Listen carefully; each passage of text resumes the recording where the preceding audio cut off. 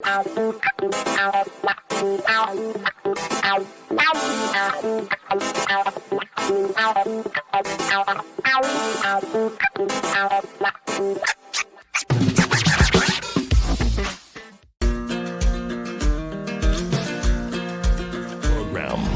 back to the third hour of our program today. Dr. Jason Box is on the line with us, professional physical climatologist. He's been studying the Arctic since 1994 with the Danish Geological Survey for the last 8 years, supporting numerous climate monitoring activities. His Twitter handle is climate_ice. I've been following him for quite some time.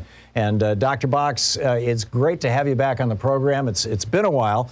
I'm wondering what your latest research on the Arctic tells us about what's going on with climate change around the world and how it's changing the weather patterns of our planet.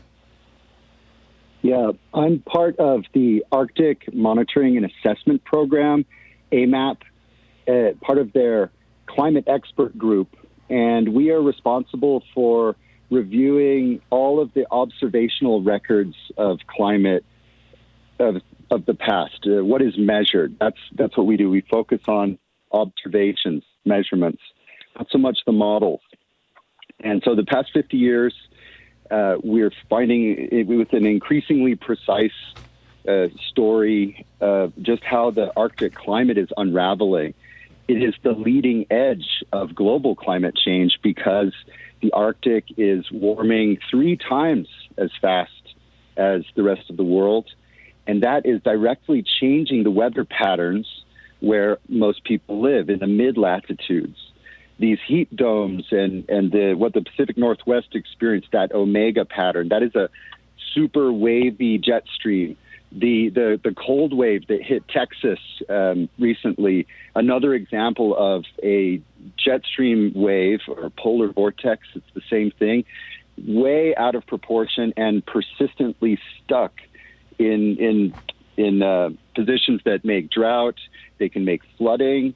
They make cold waves. Remember, the eastern U.S. was in cold, and in D.C. they're like, "Where's the global warming?" Whereas at the same time, the west coast of the U.S. was in drought and heat wave. This wave disruption is a signature of Arctic climate change. Now, and so there's lots of details. Yeah. Go ahead. Finish your thought. I'm sorry. I thought you were done. Well, just back to the observational records, we do these 2-year updates. We've, like I said, more precise. What's really standing out is winter warming, and that is activating the permafrost carbon. The Arctic used to be a region of permafrost sink, of carbon sink. For tens of thousands of years, the Arctic soils are accumulating biomass and in a frozen state. And this warming, which is pronounced in winters, is activating microbial activity. It's thawing ground ice.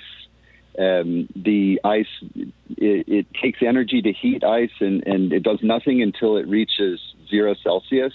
And then it crosses that threshold, and you get melt, you get water ponding at the surface, which becomes a methane source to the atmosphere. Recent science that we're reviewing, observational studies demonstrate that the Arctic has become a source of carbon to the atmosphere, a warming triggered source of carbon. It used to be a sink.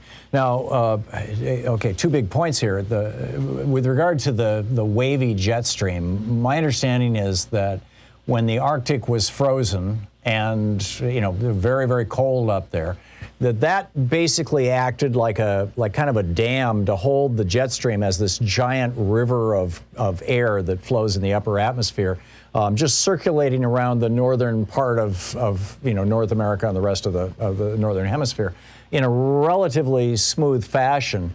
And that as the Arctic has warmed up, the jet stream has stopped being this one continuous river and has started just kind of drooling all the way down to Texas and back up again, and in the process trapping heat domes and cold air masses and things like that, and that's why Texas got hit. That's why when I lived in D.C. we got hit. In fact, I think you and I talked about that on the air. And it's why, and I live in Portland now. It was 116 degrees here a couple of weeks ago. It's going to be 100 degrees this weekend. That's because the jet stream is basically falling apart. I realize I'm not using scientific terminology, but do I have all that right? Yeah, you've got that right. You can simply count the number of waves in the polar vortex, in the jet stream.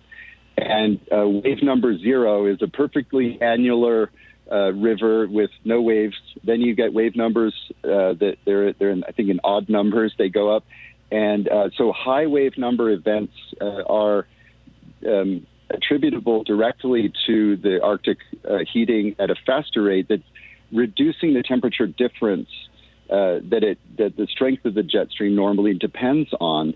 But because the temperature difference, the Arctic should be colder, but it's warming faster than the rest of the world, which of course is also warming.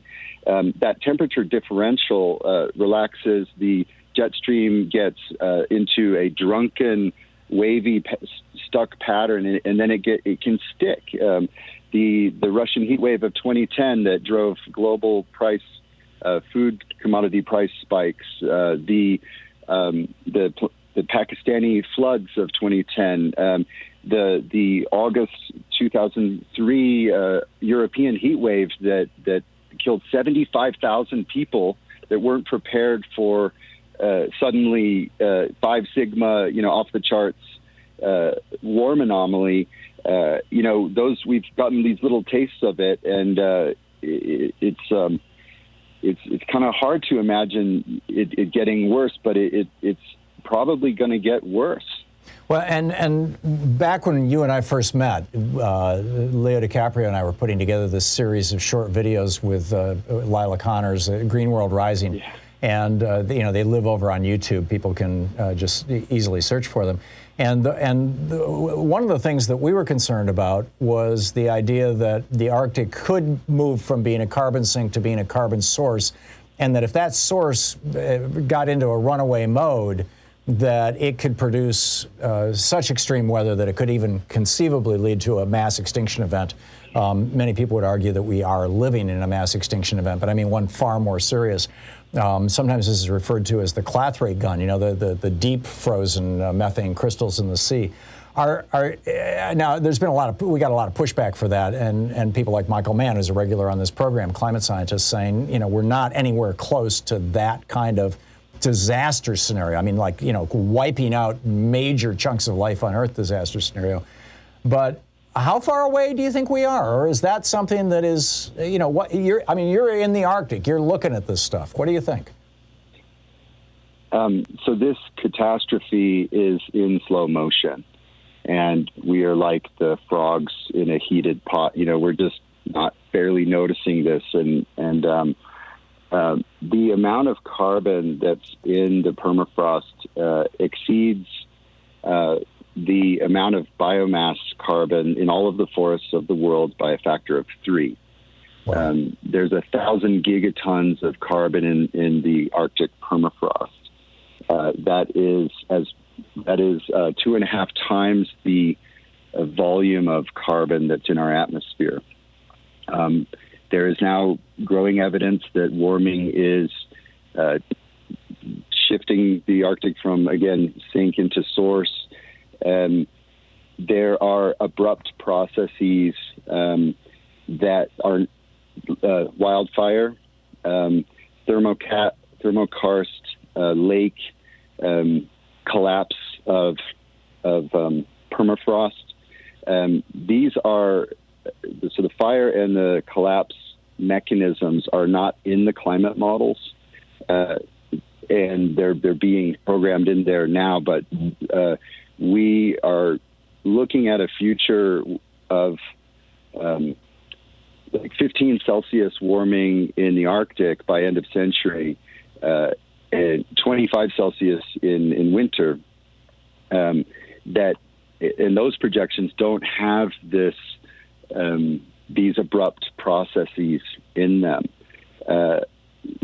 So the path that we're on is most definitely a catastrophic path. How soon does the world become unlivable? I think we're approaching that, right? When these wake-up calls, like the Pacific Northwest of the U.S. that was 120 Fahrenheit, shattering records. Canada, that's basically unlivable. Yes. At least for nature, the forests are just at the point where they light up, and so this mass extinction event that we've entered, there's no real prospects, at least in the short term, that we're going to get out of it. We have to prepare for extreme disruptions to our lives, but I don't think anyone knows, just how soon the House of, or I don't know, House of Cards, is it a House of Cards, the civilization, how soon it falls apart. I think we are resilient, right?